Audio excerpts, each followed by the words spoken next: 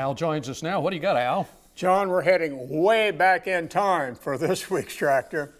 This 816 Mogul was built in the early 1900s, and as you might imagine, parts are not easy to come by for a rare gem like this.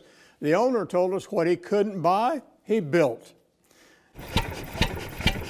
We're looking at an 816 Mogul.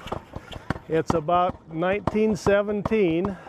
Mogul was bought out by International Harvester Company, so it's a pre-international harvester tractor. They made Moguls and then they turned them into Internationals after quite a few years. But this is an 816, which means it's 8 horsepower on the drawbar and 16 on the belt. It was made originally to start on gas and then change over to kerosene or distillate. It was donated to this club quite a few years ago. Pretty rough condition, and I took it home and we went through everything that we needed to get it running. We just basically tore the engine down. It was all here and all complete. The toughest thing was the cylinder head. It had been froze up and broke, and great big chunks broke out of the cylinder head.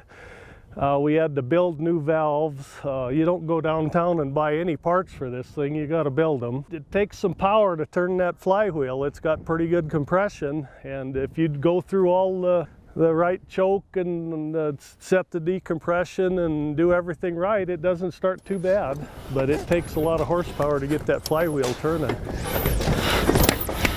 But it's still got the original tags on it and serial number and everything. It's kind of neat. We knew nothing about how to run it. We had to learn it all. It was quite an experience starting it up for the first time because it backfired a few times. We didn't have the timing just right. It sounded like a shotgun and we didn't know whether to hit the deck or not.